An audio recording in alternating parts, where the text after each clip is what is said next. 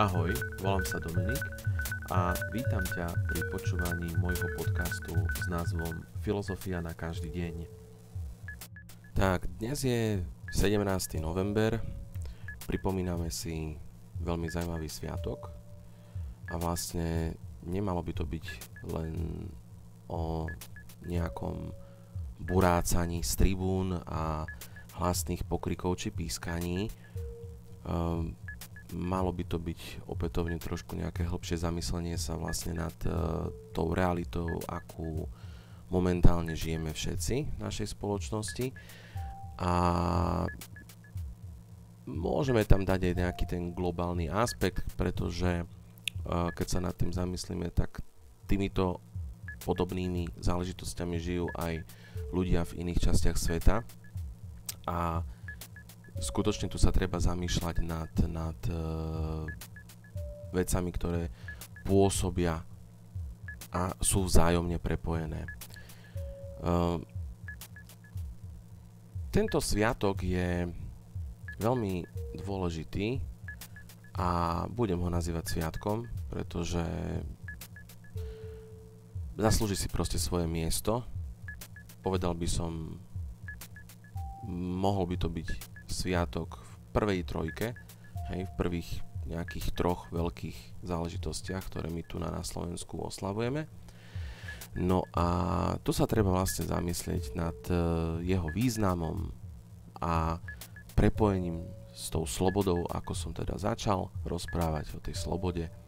Takže tento podcast bude zameraný práve na hĺbšie filozofické zamyslenie sa a hľadanie toho skutočnej slobody a skutočného významu, čo vlastne to pre nás znamená. Tak sloboda nie je dar. Áno, sloboda je nejakým dôsledkom zodpovednosti. Človek je voľný len do tej miery, do akej uniesie dôsledky svojich vlastných rozhodnutí. Hovoríme, že chceme slobodu, ale väčšina ľudí chce len pohodlný život, bez obmedzení. Pravá sloboda však, myslím si, znamená možnosť voľby, a to aj vtedy, keď je rozhodnutie nepríjemné, riskantné alebo ide proti tlaku okolia. Čo mám tým na mysli? Dôsledky takýchto konaní by mal človek vlastne pocítiť na vlastnej koži a práve aj takéto nelogické alebo možno divné konania nás majú vlastne naučiť sa stať lepším človekom. Slobodu si však často mýlime s chaosom. Zlé alebo nepríjemné alebo riskantné rozhodnutia často práve s tým chaosom nejako súvisia. Avšak sloboda má nejaké hranice, pretože ak by sme tieto hranice prekračovali, tak sa práve do toho chaosu dostaneme.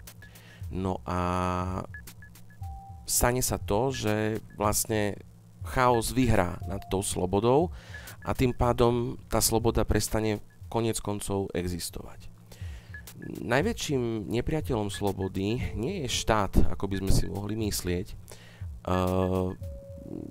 Nie je to ani spoločnosť, ale ani pravidlá, ale je to vlastný strach. Strach konať. Je to strach z neúspechu, strach prevziať kontrolu nad vlastným životom, strach urobiť nejaké rozhodnutia, ktoré proste vedú k ďalším nejakým dôsledkom, ako som to už sa snažil vysvetliť. Je to strach zo samotného konania. Tento strach by mal byť podľa môjho názoru prekonaný v dobre fungovanej spoločnosti, v demokraticky nastavenej spoločnosti a malo by to fungovať ako také nejaké fluidum, ako niečo, čo je tu medzi nami, čo nás spája, pretože ja chápem, že nemusíme medzi sebou akože súhlasiť, nemusíme mať nejaké rovnaké takto nastavený, pretože to by zase už nebola ani sloboda, hej, a to sa ani nedá jednoducho nastaviť, nie sme robotické bytosti, ktoré si nejakým spôsobom prekopírujú nejaký software v hlave a budeme takto nastavení, to sa jednoducho nedá. Každý pochádza z rôznych sociálnych pomerov a vrstiev a prechádza nejakými vývojmi a nejakou výchovou, takže tieto veci sú veľmi obťažné, aj keď samozrejme asi možno v ďalekej budúcnosti k tomu svet nás bude nútiť, ale to je práve to, kedy stratíme skutočnú slobodu a skutočný význam slobody sa vlastne stratí, lebo to bude nesloboda, hej? Presne ten opak, zase ďalší opak, to je ten význam tej slobody, že ona má veľmi veľa tých opozít. Čo všetko za tým vidíme, že tu je sloboda, ak by sme si to nakreslili niekde a vlastne okolo nej sú tie rôzne tie opozita. Spomínal som chaos, spomínal som neslobodu, spomínal som štát, spomínal som, čo som to ešte spomenul všetko. Proste sú tu okolo nej tie opozita, alebo proste nejaké tie súvzťahy, ktoré takto nejako ju ako keby bombardujú na nejakej tej mikroúrovni a tá sloboda sa musí nejakým spôsobom vedieť udržať. No a ja si myslím, že tá sloboda sa dokáže udržať jedine vtedy, keď bude dobre fungujúca spoločnosť. No a toto je už zase otázka na sociológov, ale samozrejme aj pre filozofov, práve preto o tom hovorím. Takže budeme sa vlastne zamýšľať hĺbšie aj nad týmto sviatkom, aj nad týmito dňami, ktorými žijeme teraz posledne. Určite sa budem snažiť nejako prepojiť tú etiku politiky aj s týmito témami veľmi jemne a citlivo, aby to proste pôsobilo tak, že nejdeme hľadať rozdiely, ale ideme hľadať niečo, čo nás spája. To, že kým sme, prečo tu sme, ako konáme a prečo tak konáme. Čiže budem sa snažiť dávať princíp logickosti, proste ten princíp tej logiky tu musí byť zachovaný. No a takto budem pokračovať ďalej. Takže otázka stručne a jasne, prečo práve 17. november a čo to je za deň? Hej, niektorí maloletí, ktorí ma možno budete počúvať, akože budete pýtať, hej, možno vás to ešte len čaká niekde na základnej alebo strednej škole alebo na gymnáziách, budete to študovať, budete to rozoberať hĺbšie. Ja som 17. november tiež nezažil, ale som tá generácia, ktorá práve prišla po tomto dni. No a je veľmi dôležité práve pripomenúť si to, že aké boli kľúčové udalosti tohto dňa a ako je to prepojené. Takže tými kľúčovými udalosťami boli práve rok 1939, kedy nacisti zatvorili české vysoké školy a na protestoch študentov v Prahe popravili nacisti 9 študentských vodcov. Tisíce študentov poslali do koncentračných táborov. No a v tento deň sa stal symbolom boja študentov proti totalite a totalitným režimom. Takže to je jeden význam alebo jedna časť tohto dňa. No a potom až v 89., čiže o 50 rokov neskôr, vlastne začiatok nežnej revolúcie, kedy prebehla študentská demonštrácia opäť v Prahe proti komunistickému režimu. Samozrejme, že potom postupne v ďalších mestách sa tieto demonštrácie rozšírili po celom Československu. No a polícia proti ním brutálne zasiahla, čiže odštartovalo to vlastne všetky tieto masové protesty a práve pád komunistickej vlády v Československu a všetky tie následné zmeny, ktorými si prechádzame, bojím sa povedať, doteraz. No a skutočne je to teda obdobie, ktoré si treba jednoducho pripomenúť a tento štátny sviatok je skutočne dôležitý.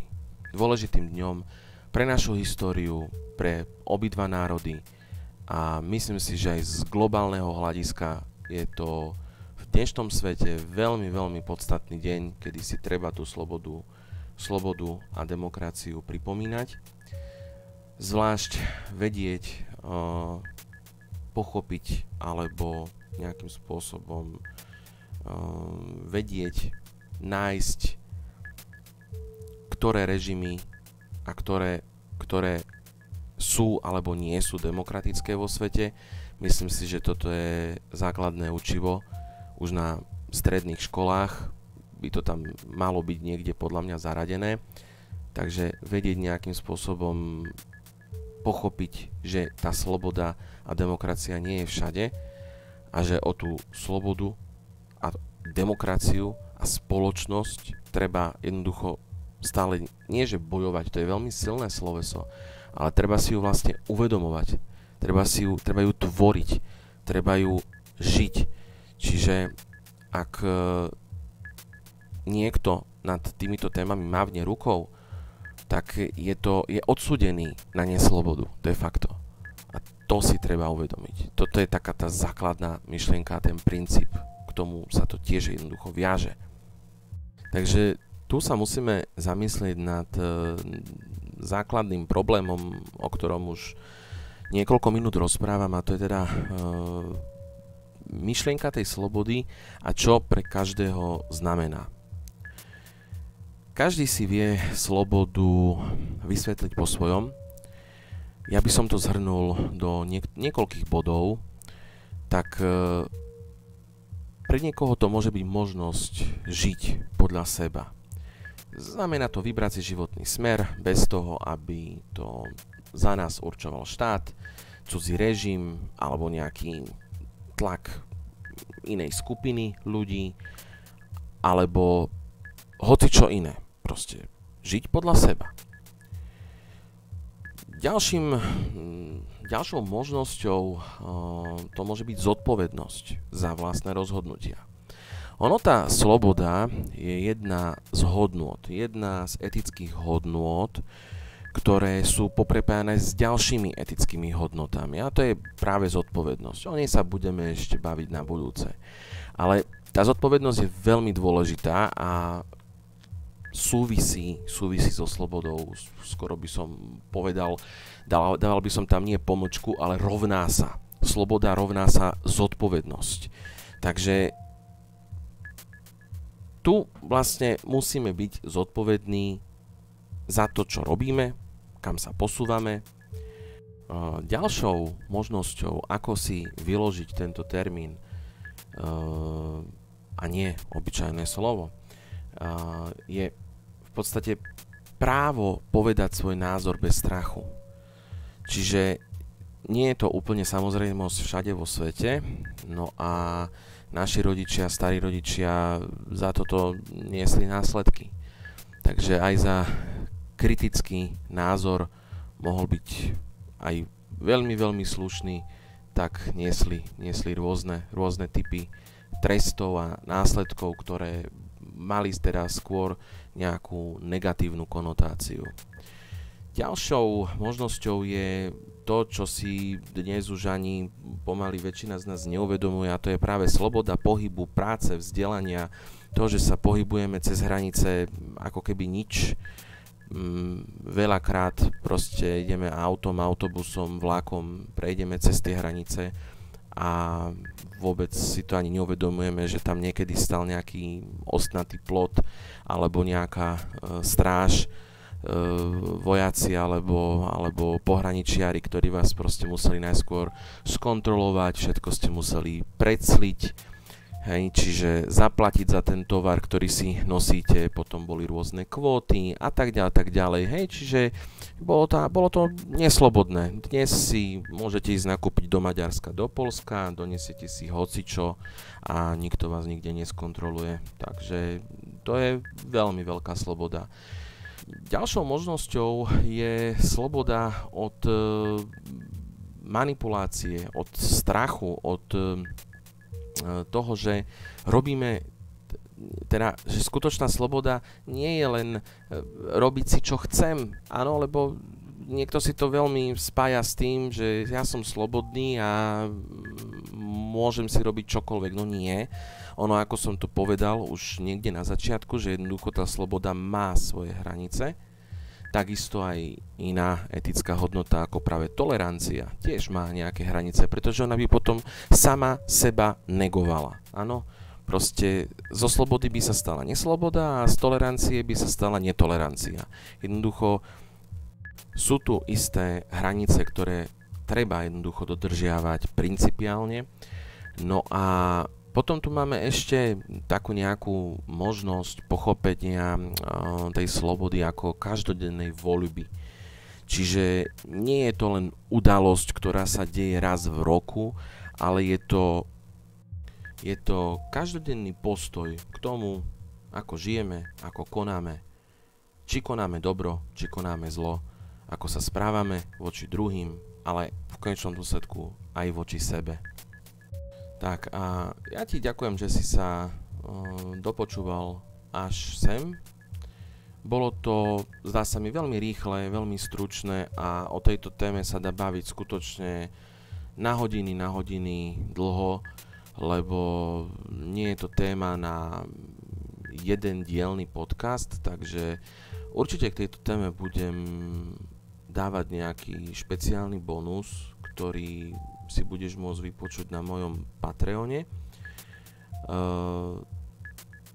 Takže tam popíšem určite hlbšie myšlienky, ak si budeš chcieť ich vypočuť, nájdeš to tam. Určite tiež sa vyjadrím aj k súčasnej situácii a ku tzv. Kriedovej revolúcii. No a na záver nezabudni, že sloboda končí tam, kde sa bojíš povedať pravdu.